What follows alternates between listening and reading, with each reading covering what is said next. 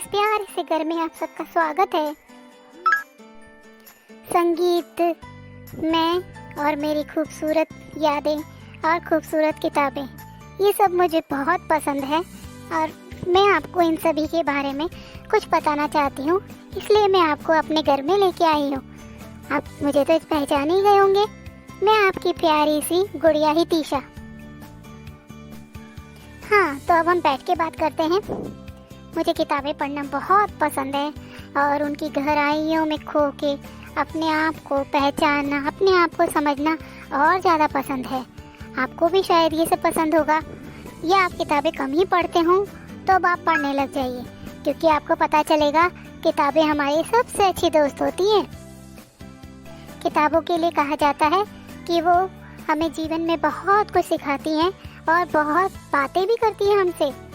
आपको पता है, मेरी मम्मी बहुत सारी किताबें पढ़ती है और ये भी कहती हैं कि अगर तुम कुछ लिखना चाहते हो तो तुम्हें 10 पेज पढ़ने पर एक पंक्ति या एक लाइन के बराबर लिखना आएगा। इसलिए जब कुछ लिखने की इच्छा हो तो उसके लिए पहले बहुत सारी अच्छी अच्छी किताबें पढ़ें, तभी आप कुछ लिख सकते हैं।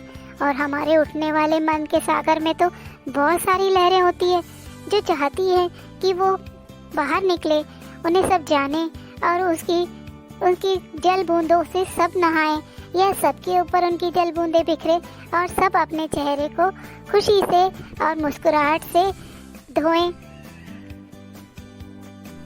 उधर देखिए, उधर एक बहुत बड़ी सी अलमारी में ढेर सारी किताबें पड़ी है और वो सब किताबें ज़्यादातर मेरी ही हैं।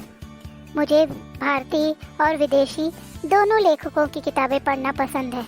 दोनों राइटर्स की बुक्स मैं पढ़ती हूँ, मुझे अच्छी लगती है, क्योंकि उनमें कुछ अपने मन की बात, कुछ अपने व्यक्तित्व को, अपने कैरेक्टर को समझने की बात और कुछ अपनी आसपास की चीज़ों को समझने की बातें होती है। और कभी कभी मुझे वो किताबें भी अच्छी लगती है जिसमें कुछ एडवेंचर होता है, कुछ रोमांच होता है, कुछ जानने, जिज्ञासा, कुछ ऐसी चीज़ें होती है जो सोचने समझने में हमें समय लगता है, पर हमें बड़ी अच्छी लगती है कि अब इसके बाद क्या होगा, अब इसके बाद क्या घटना होगी, अब रहस्य कैसे खुलेगा। इस तरह की पुस्तकें भी मुझे बहुत पसंद है। अब अगर संगीत की बात करें तो वो भी मुझे कम पसंद नहीं है। मधुर संगीत, चाहे वो भारतीय हो चाहे विदेशी, सब तरह का संगीत मुझे पसंद है। फिल्मी गीत और दूसरे शास्त्रीय संगीत और कुछ एल्बम्स के गीत सब मुझे पसंद है।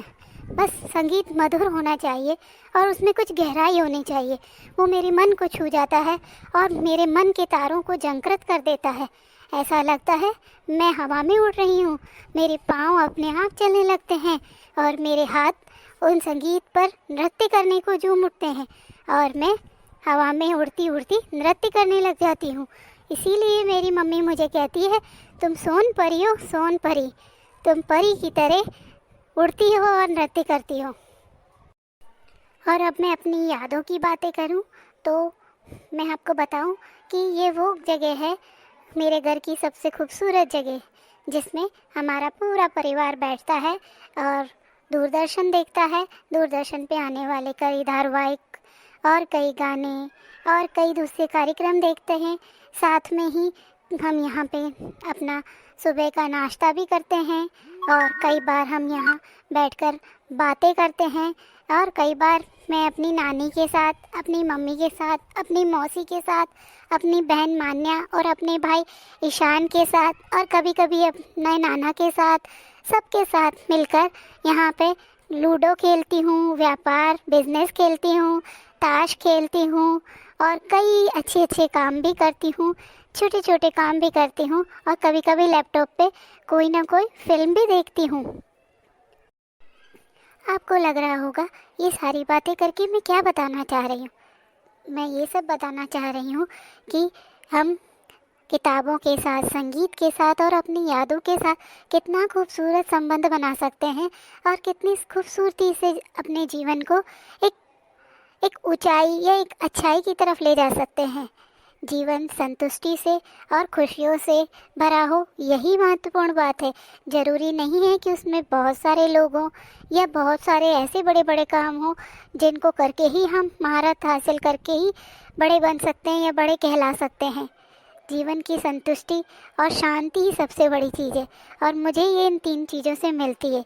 हाँ, कभी कभी सोकर और चाय पी के भी मैं संतुष्टि महसूस करती हूँ। ये देखिए, कमरे के बीचों बीच बनी हुई ये सफ़ेद रंग की एक बहुत खूबसूरत पेंटिंग कहें या कहें एक क्राफ्ट का बहुत सुंदर नमूना। ये भी मेरी यादों का एक बहुत खूबसूरत अध्याय है। आपको पता है ये मैंने कैसे बनाया? मेरे पास एक वेलवेट पेपर तो था और एक वुडन शीट भी थी, परंतु मेरे पास न तो रंग थे और न ही ऐसे कोई मटेरियल था जिसको मैं इसके ऊपर बना लगा के और कुछ बना सकूं।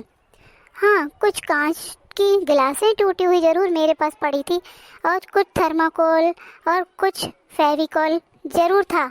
उन सबको मिला के मैंने ये पेंटिंग बनाई। हाँ, आप सोच रहे होंगे ये क्या सब मैंने कैसे किया? तो मैंने उस वुडन शीट पे लकड़ी की जो कहना चाहिए प्लाई थी उसके ऊपर सबसे पहले अपने वेलवेट शीट को चिपका दिया और उसके बाद मेरी मम्मी और मैंने हम दोनों ने मिलके जो गिलासें थी फूटी हुई उनको बारीक टुकड़ों में बदल दिया, मतलब उनको पत्थर से चूर चूर कर दिया और वो नगीने की तरह छोटे छोटे टुकड़ों में बदल गए। और उसके बाद फिर हमने उन टुकड़ों को उस वेलवेट शीट पर फेविकॉल लगा के डिज़ाइन में कन्वर्ट कर दिया, डिज़ाइन बना दी उस पर, जिससे कि जब वो कांच के टुकड़े प्रकाश के अंदर आके चमकते हैं तो बहुत ही खूबसूरत नज़र आते हैं और कोई भी नहीं पहचान सकता कि ये किससे बने हुए हैं। सब ये सोचते हैं कि ये नगीने या ये नगीने की कतरन हम कहाँ से लाए होंगे, कैसे हमने बनाई होगी। अब ये देखिए, ये कुछ गमले जो मैंने और मेरे भाई ने मिलके कलर किए हैं, इन्हें पेंट किया है, इन्हें सुंदर रूप दिया है और ये भी हमारी यादों के एक बहुत ही खूबसूरत नमूने बन गए हैं।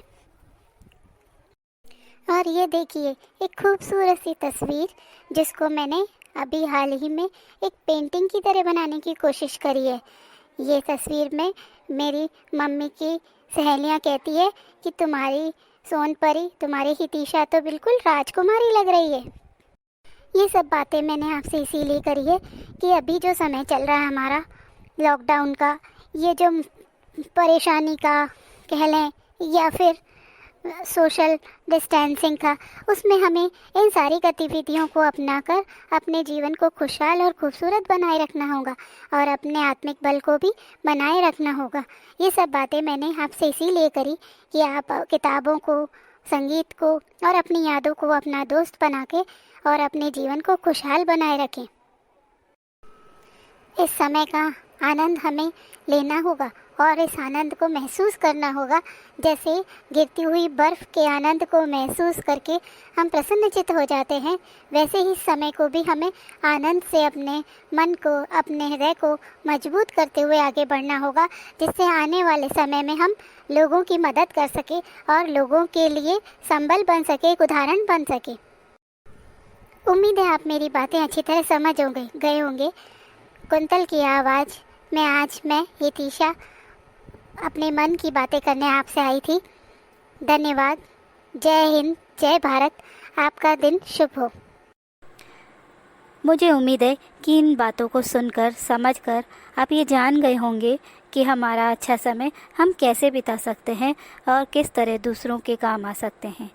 धन्यवाद। जय हिंद, जय भारत।